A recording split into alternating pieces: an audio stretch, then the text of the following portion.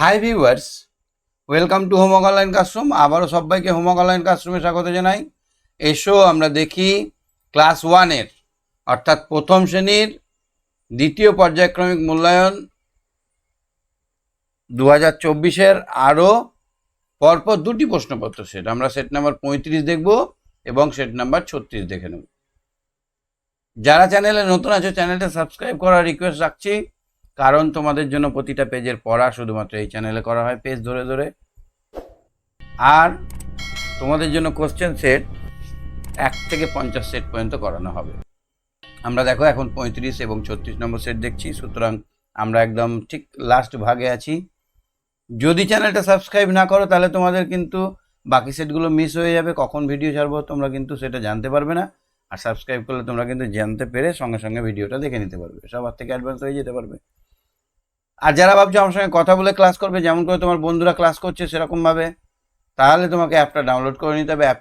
অ্যাপের link video ডিসক্রিপশানে দেওয়া আছে, দেখে নাও। সেখান থেকে তোমরা অ্যাপটা ডাউনলোড করে আমার সঙ্গে জুড়ে যেতে পারো। তো চলো আমরা আজকে শুরু করি। তো প্রথমেই আমরা প্রশ্নটা ভালো করে দেখব, তারপর উত্তরগুলো করব এবং এমনভাবে প্রশ্নগুলোর উত্তর করে নেব যাতে আমাদের আর কোনোদিন ভুলে যেতে না হয়, যাতে আমরা সব সময় এই কোশ্চেনটা পরীক্ষায় পড়লেই যেন আমরা টুকটুক করে নিতে পারি। ঠিক আছে? একদম মুখস্থ করার মতো পড়াটা আজকে করে নেব।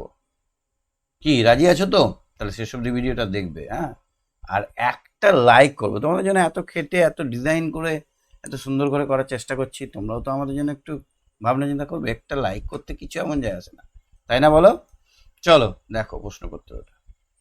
তোমাদের পরীক্ষা হবে 10 নম্বরের, সময় থাকবে 20 মিনিট। হ্যাঁ, প্রথমে আমরা আজকে যে প্রথম পরীক্ষাটা হবে সংযোগ স্থাপনের সক্ষমতা, সেই পরীক্ষার বিষয়টা নিয়ে এসেছি। অর্থাৎ ফার্স্ট উইকে যে পরীক্ষাটা হবে আগস্ট মাসে, তার প্রথম সাবজেক্টটা প্রথম দিন যেদিন তোমাদের রুটিন দিয়ে দিবে, তার সেদিন 1 তারিখ থেকে হওয়ার কথা, 1-2 তারিখ থেকে শুরু হবে। তো প্রথম দিন হবে এই বিষয়টা। সেই বিষয়টার নাম হচ্ছে সংযোগ স্থাপনের সক্ষমতা। তোমাদের তো বাংলা অঙ্ক ইংরেজি করে বিষয় হয় না, সব বিষয়গুলো এক জায়গায় থাকে। বইটাও দেখবে বাংলা অঙ্ক ইংরেজি আলাদা আলাদা বই নেই, বাংলা অঙ্ক ইংরেজি সব একটা বইয়ের মধ্যেই আছে। এখানে সাধারণ জ্ঞান, বাংলা অঙ্ক ইংরেজি সব কিছুই একসঙ্গে পরীক্ষায় প্রশ্ন পড়বে এবং এই কোশ্চেনগুলো তোমাদেরকে কিন্তু সুন্দরভাবে গুছিয়ে করতে হবে। কিভাবে করতে হবে সেটাও কিন্তু আমি বলে দিচ্ছি, একটু ধৈর্য ধরো। তো দেখো, ক স্তম্ভের সঙ্গে, এই যে এদিকে আছে এগুলোকে বলে ক স্তম্ভ, আর এটাকে বলে খ স্তম্ভ। ক স্তম্ভর সঙ্গে খ স্তম্ভের কথা মিলিয়ে দাগ দাও। তাহলে আমার যেটার সঙ্গে যেটা মিলবে সেটা দাগ দাও। প্রথমে উচ্চারণ জানতে হবে। আময়সী আমি, আমি আঁকে হয়, আমি আঁকে কথাটা মানাচ্ছে না। তুমি আঁকে হবে না, মানাচ্ছে না। বাঁশি আঁকে হবে না, আম আঁকে হবে না, রমা আঁকে হবে না, রমা আঁকেটা হবে। রমা যখন 3 নম্বর কোনো থার্ড পার্সন হয় তখন কিন্তু হয়। তাহলে এখানে রমা আঁকেটা মিলে যাচ্ছে। কথাটা বলতে বলতে আমরা যেভাবে কথা বলি সেটার সঙ্গে আমরা যদি কানে শুনি তাহলে বুঝে নেব কোনটার সঙ্গে কোনটা মিলে যাচ্ছে। রমা আঁকে। পাকে আসি এসো বাজছে, তাহলে তুমি, তুমির সঙ্গে এবার মেলাও। তুমি পাকে হচ্ছে না, তুমি আসি হবে না, তুমি এসো। দেখো, তুমি এসো কথাটা কিন্তু মন থেকে আমাদের মিলে যাচ্ছে। তাহলে আমরা তুমি এসো, তুমি আসিটা হবে না, তুমি এসোটা হবে। হ্যাঁ, তুমি এসো, তুমির সঙ্গে এসো, এটা মিলিয়ে দাও। নেক্সট দেখো তো, বাঁশি কি করে? বাঁশি বাজছে, বাঁশি বাজছে, মিলে গেল। তারপরে দেখো তো, আম পাকে। এই কাটাগুলোর ওপর দিয়ে কিন্তু খবরটা নিয়ে যাবে না, তাহলে আমরা বুঝতে পারছি না, মনে হচ্ছে না যে এই দাগটা এদিকে নেমে গেছে। সেই জন্য সবসময় অ্যাভয়েড করবে, মেলাতেও অনেক ট্যালেন্ট লাগে। এই সবসময় চেষ্টা করবে যেন কোনো কাটার চিহ্নের ওপর দিয়ে না যায়, একটা গেছে ওই সামনে যেন না যায়। তাহলে আম পাকে। আমি যদি এই দাগ এইখান থেকে এটাকে এদিক দিয়ে নিয়ে যেতাম তাহলে আমার কিন্তু বুঝতে অসুবিধা হতো, আম আঁকে হয়ে যেত। তাহলে আমরা 1 নম্বর বুঝে গেলাম, 2.5 নম্বর আমাদের পকেটে হয়ে গেল, 2 নম্বর আর হাফ নম্বর আমাদের পকেটে চলে এলো। কত মজা লাগছে! 10 নম্বর যখন আসবে, এখনই দেখো হিসেব করে করে আমরা 10 নম্বর নিয়ে আসবো, কত সুন্দর হবে। ঠিক উত্তরটি গোল করে দাগ দাও। তাহলে 7 থেকে 2 বাদ দিলে 5 হবে না 6 হবে? দেখো একটা করে দিয়েছে, 7 থেকে 2 বাদ দিলে 5 হবে, 5টাকে গোল করে ঘিরে দিয়েছে। পরেরটা নিশ্চয়ই তোমরা বুঝে গেছো। 8 থেকে 6 বাদ দিতে হবে। 8 থেকে 6 বাদ দিলে হবে 8, 8 থেকে 6 বাদ মানে 6-এর পর 8 পর্যন্ত গুনতে হবে, 6-এর পর 7, 8, তাহলে 2। 8 থেকে 6 বাদ দিলে 2, তাহলে আমরা এই 2টাকে সুন্দর করে গোল করে ঘিরে দিলাম। কি পারবে তো এরকম গোল করতে? চেষ্টা করতে হবে না? আচ্ছা 10 থেকে 3 বাদ দাও, 10টা থেকে 3টে, 10টা থেকে 3টে, ধরো 10টা আছে, তাহলে 1 কমলে 8, 9টা, 7, 8টা, 7টা, তাহলে কটা হলো? 7। তাহলে এখানে কোনটা 7? এটা না এটা? এইটা 7, এইটাকে গোল করে ঘিরে দাও। ওকে, তারপরে দেখো তো 6 থেকে 2 বাদ, 6 থেকে 2 বাদ দিলে 4 হয়, গুনে গুনে দাগ টেনে করে নেবে সুন্দর করে। ওকে, এবার দেখো এখানে আছে এই ঝুড়ি থেকে একটা শব্দ, সেই শব্দগুলো এখানে নিয়ে আসতে হবে। তো আমরা এখানে দাগ দিয়ে মিলিয়ে নেব। তো দেখো এখানে হি ইজ মাই ফা দিয়ে এই দেখো এখানে ফাদার কথাটা লেখা আছে। তো এফ এটা তো লেখা আছে, টি এইচ ই আরটা বসাতে হবে। এফ এ লেখা আছে, তাহলে টি এইচ ই আর, ফাদার। পুরো ফাদারটা লিখলে কিন্তু ভুল হয়ে যাবে। এফ এ ফা তো দেওয়াই আছে। হ্যাঁ, she is my S, S দিয়ে সিস্টার, এসটা দেওয়া আছে, তাহলে আই এস টি ই আর। বুঝে নাও, এইটা কিন্তু ভালো করে বুঝবে, যেটা দেওয়া আছে সেটা আবার লিখে দিলে ভুল। হি ইজ মাই, লাস্টে ই আছে, দেখো তো এটাতে নাই, ব্রাদারে নাই। এই দেখো আঙ্কেলে লাস্টে ই আছে, তাই না? এই দেখো এখানে ইটা দেওয়া আছে, ইটা বাদে সব লিখে দাও। UNCL, এখানে ই দেওয়া আছে। আবারই লিখলে কিন্তু নাম্বার কেটে নিতে পারে। সুন্দর করে করবে। হি ইজ মাই গ্র্যান্ড কি হবে? হি মানে বেটা ছেলে, grandfather. He is my grandfather. তাহলে গ্র্যান্ডের সঙ্গে আমরা ফাদারটা লিখতে পারি, FATHER, ফাদার হয়ে গেল। তাহলে আবার আমাদের এখানে 1.5 নম্বর এসেছিল, এখানে 1 নম্বর চলে এলো। বুঝতে পারছো কি মজা লাগছে? তা মোট কত হলো? 2.5, 4, 5 নম্বর অর্ধেক পরীক্ষা হয়ে গেল আমাদের। নেক্সট দেখো, এর সঙ্গে বি মেলাতে হবে, কলামের সঙ্গে কলম বি মেলাও। ট্যামটাকে সাজালে গুছালে কি হবে? ট্যামটা হয়ে যাবে ম্যাট, ম্যাট মানে মাদুর। EGG এগ, এটা হয়ে যাবে এগ।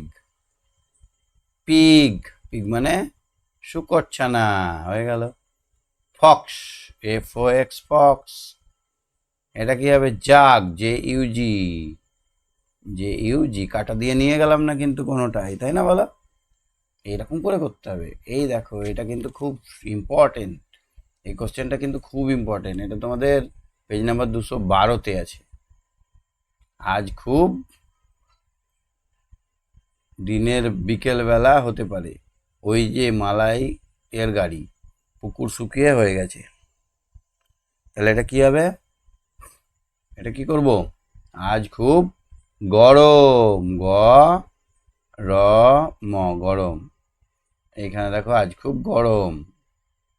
বিকেলবেলা বৃষ্টি হতে পারে, কই দেখি, কালবৈশাখী হতে পারে। কালবৈশাখী, কাল বৈশাখী, এটা একটা ঝড়ের নাম। কালবৈশাখী, ঝড় হতে পারে। ওই যে মালাই গাড়ি, কুলফি মালাই, এই গাড়িটাকে বলা হয় কুলফি মালাই গাড়ি। কয়সুল ফয়সি, কুলফি মালাই গাড়ি। পুকুর শুকিয়ে ফুটি ফাটা কই? খটখটে আছে, তো খটখটে করে দাও। খটে, পুকুরে তো জল থাকে, খটখট করে না, কিন্তু যখন শুকিয়ে যায় তখন কিন্তু একদম শক্ত হয়ে যায় মাটিটা, পলি মাটি তো, তাই শক্ত হয়ে যায়, ভাবটা তাতে কমবে। হাঁস ফাঁস, তাহলে হাঁস ফাঁস মানে একদম হাঁপাচ্ছি, এরকম গরম, হাঁস ফাঁস, কাজ করা যাচ্ছে না, সেই ভাবটা কমে যাবে। যদি বৃষ্টি হয় বা কালবৈশাখী ঝড়টা হয়, তাহলে গরম ভাবটা কমে যাবে। তাহলে বুঝে নিলাম আমরা 35 নম্বর সেটটা বুঝতে পেরেছ। চলো আমরা এবার দেখব 36 নম্বর সেট। এইখানেও কিন্তু আমরা রেখেছি সংযোগ স্থাপনের সক্ষমতা। তাহলে প্রথমে কি করলাম? সংযোগ স্থাপনের সক্ষমতা, আবারও আমরা সংযোগ স্থাপনের সক্ষমতা সেটটা রেখেছি। দেখো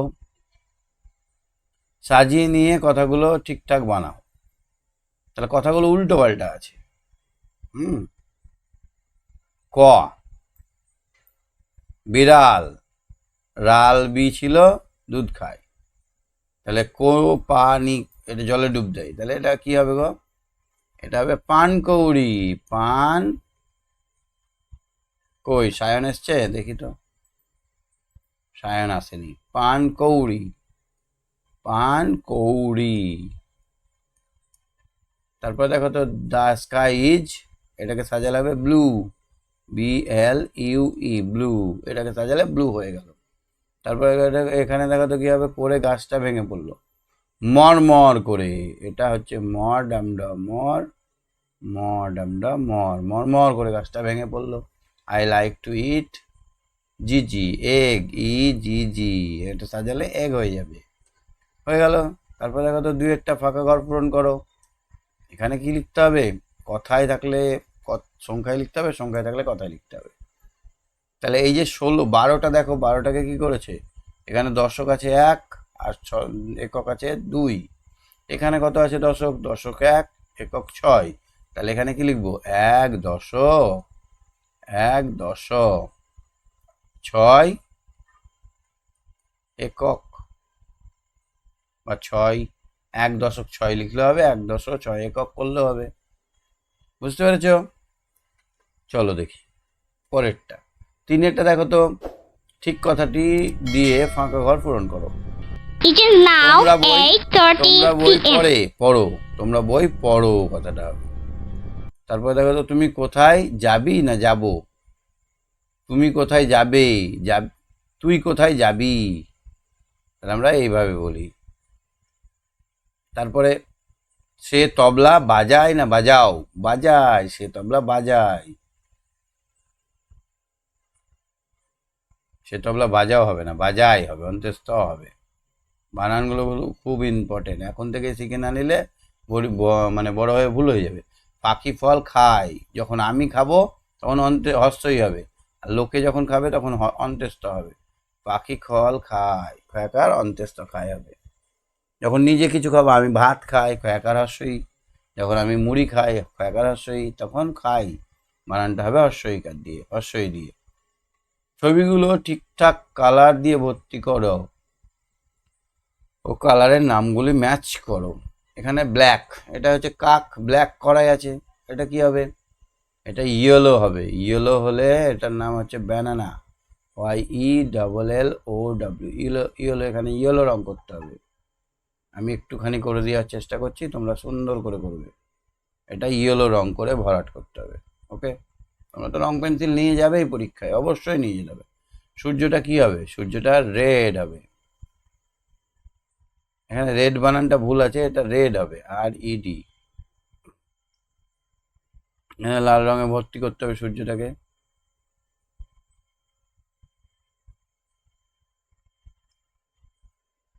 তারপরেরটা কি হবে? তারপর গ্রিন, GREEN, গ্রিন। এটাকে সবুজ রঙে দিয়ে পাতাটাকে ঠিক করে নিতে হবে, বুঝেছো? এরকম করে সুন্দর করে, যেন দাগের বাইরে না যায়। আমার এখানে কম্পিউটার করছি তো একটু একটু ভুল হচ্ছে, তোমাদের যেন ভুলটা না হয়, সুন্দর করে করবে।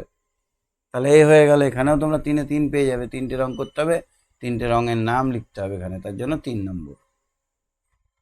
তারপরে দেখো তো 5এরটায়, একটি পাখির নাম লেখো ও সে কি খায় সেটা লেখো। কি পাখি লিখবো? তোমরাই বলো কি পাখি লিখবো? ময়ূর লিখবো? ময়ূর কি খায় গো? ময়ূর সাপ খায়, সাপ আর পোকামাকড় খায়। পোকা, সাপ খায় আর পোকামাকড় খায়। যদি আমরা পায়রা লিখতাম তাহলে দানা শস্য লিখতাম না? ঠিক আছে, তাহলে আমরা দুটো সেট পর পর দেখে নিলাম। আশা করি বুঝতে পেরেছো। ভালো লাগলে কি বলেছি, একটা লাইক করে দেবে আর চ্যানেলটা সাবস্ক্রাইব করে সঙ্গে থাকবে, ঠিক আছে? তাহলে আজকের মতো এখানেই শেষ করছি। Bye bye, tata.